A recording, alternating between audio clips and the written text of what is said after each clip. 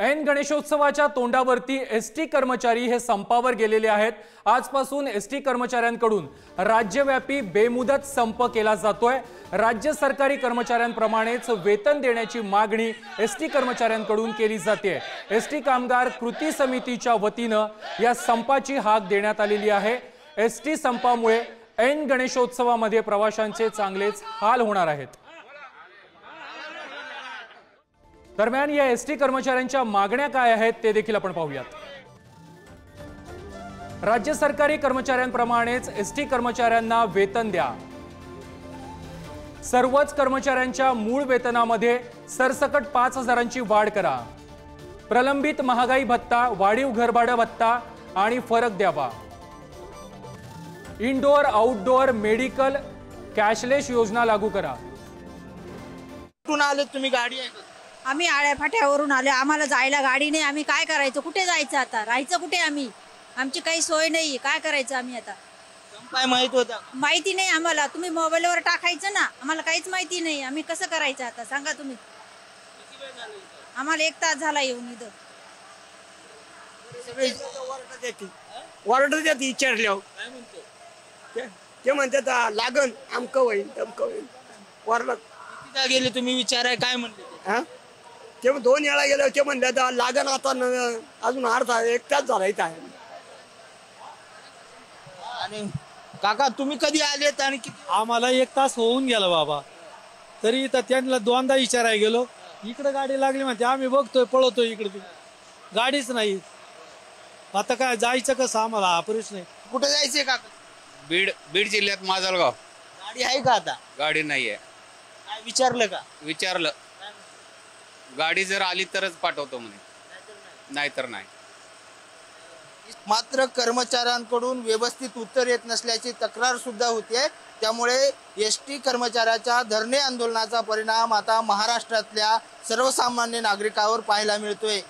Video journalist Nikhil Karandikar सह बालाजी पोद्दार, पुढारी news, Pune. यानंतर शिर्डीतील ST कर्मचाऱ्यांच्या संपाचा आढावा घेतलेला आहे आमच्या प्रतिनिधींनी। महाराष्ट्रात पुन्हा एकदा लाल परीची चाके थांबल्याचे दिसून येत आहे। आजपासून एसटी कर्मचाऱ्यांनी संप पुकारला आहे। त्याचा जो परिणाम आहे त्याचा परिणाम आता बस सेवेवर जाणवतोय। बस सेवा हळूहळू ठप्प होत आहे। आता आपण संगमनेर बस स्थानकावर आहोत। संगमनेर बस स्थानकावर ज्या आहेत बाहेर गावी ज्या गेलेल्या गाड्या आहेत त्या येत आहे, मात्र संगमनेर मधून या ज्या गाड्या आहेत त्या बाहेर आता जात नाहीये। त्यामुळे गाड्यांची संख्या आता कमी होते हळू। त्यामुळे मोठ्या प्रमाणात जे आहे या ठिकाणी जी गर्दी आहे ती प्रवाशांची दिसून येते।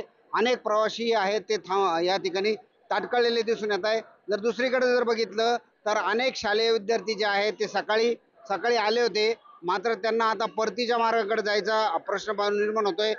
काय सांगाल बाबा, कुठं जायचंय तुम्हाला आणि काय अडचण काय आहे तुम्हाला? काय अडचण? नाशिकला जायचं, आम्ही पारनेरहून आलेलो आहे। तर बसेस नाही आहेत, बसेस बंद झालेल्या आहेत सध्याला। किती वेळ झाला तुम्हाला वेट पाहत? आम्हाला एक जवळ अर्धा तास झाला आहे। अर्धा तास झाला? हो।